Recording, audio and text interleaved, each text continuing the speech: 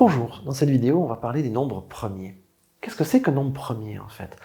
Alors, regardez, un nombre est premier s'il a exactement deux diviseurs. Alors, dans cette définition, il y a deux choses qui sont importantes. La première, c'est le mot diviseur. Et là, pour ça, je vous renvoie à la vidéo qu'on a déjà faite. Je ne vais pas réexpliquer ce que c'est qu'un diviseur. Regardez cette vidéo, je vous mets le lien, et n'hésitez pas à aller dessus, parce que là, sinon, vous ne comprendrez rien. Et puis après, il y a le mot exactement. Exactement, ça veut dire qu'il doit en avoir deux piles. Pas moins, pas plus.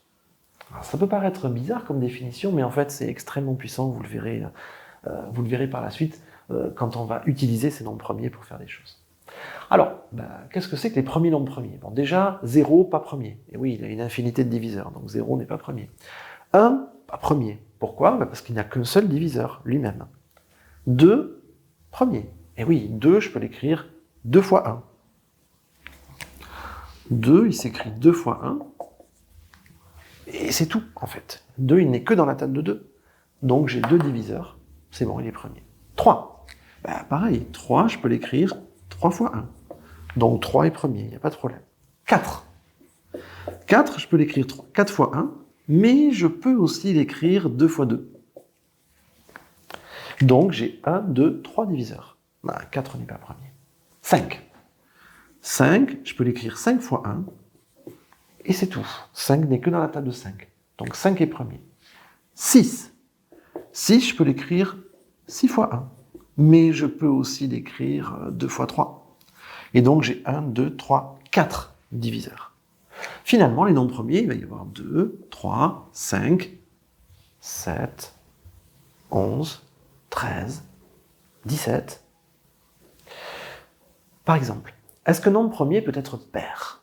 Oui, évidemment. Est-ce qu'il peut être pair et différent de 2? Et non, il ne peut pas être pair et différent de 2. Pourquoi? Parce que s'il est pair et différent de 2, ça veut dire que je peux le diviser par 2. Regardez, si je prends par exemple 248, 248, il est pair. Autrement dit, je peux le diviser par 2. Je peux écrire que c'est 2 fois, 124. Autrement dit, comme diviseur, je vais avoir 1, je vais avoir 248, je vais avoir 2 et je vais avoir 124. Du coup, 4 diviseurs et donc il n'est pas premier. Donc finalement, le seul nombre premier qui est pair, c'est 2. Tous les autres sont impairs.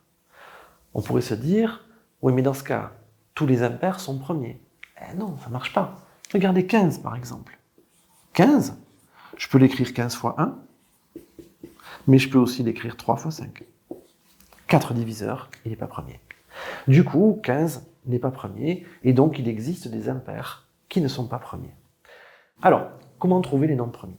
J'efface. Ératosthène, qui était un mathématicien ancien, je ne sais plus exactement de quel siècle, vous chercherez ça, avait imaginé un système de cribles. Passer au crible, c'est passer au filtre, en fait. Imaginez que vous avez un tamis, vous savez, vous avez des pierres, vous voulez des graviers, vous voulez sélectionner les gros et virer les petits. Eh bien, vous allez les passer dans un tamis, vous allez secouer votre tamis, un peu comme les chercheurs d'or, là, vous voyez, et en fait, les petits vont passer et les gros vont rester. On appelle ça passer au crible, passer dans un filtre. Et lui, il a imaginé un filtre qui retiendrait les nombres premiers. C'est énorme, en fait. Quand on y réfléchit, c'est fabuleux. Et donc, en fait, Ératosthène a affiché la liste des 100 premiers nombres. Alors on peut le faire pour plus de 100, ça marche très très bien. On peut le faire pour plus de 100, mais nous on va s'arrêter à 100. Donc voilà la liste des 100 premiers nombres. 1, il n'est pas premier, on va le mettre à part, celui-là, il est 1 pour la multiplication, la division, il est toujours compliqué. On va le traiter à part, il n'est pas premier, on le sait. La règle, ça va être qu'on va parcourir la table du plus petit au plus grand. Si on rencontre un nombre, on le met premier, et on supprime tous les nombres de sa table. Regardez, je suis à 1, le suivant c'est 2, je le rencontre donc il est premier, et je supprime tous les nombres de la table de 2. Ensuite, je rencontre 3, il est premier, et je supprime tous les nombres de la table de 3. Je ne rencontre pas 4, il a été supprimé à cause du 2. Je rencontre 5, il est premier, et donc je supprime tous les nombres de la table de 5. Je ne rencontre pas 6, il a été supprimé 2 fois, une fois par 2 et une fois par 3. Le pauvre, il est KO. Je rencontre 7 et je supprime tous les nombres de la table de 7.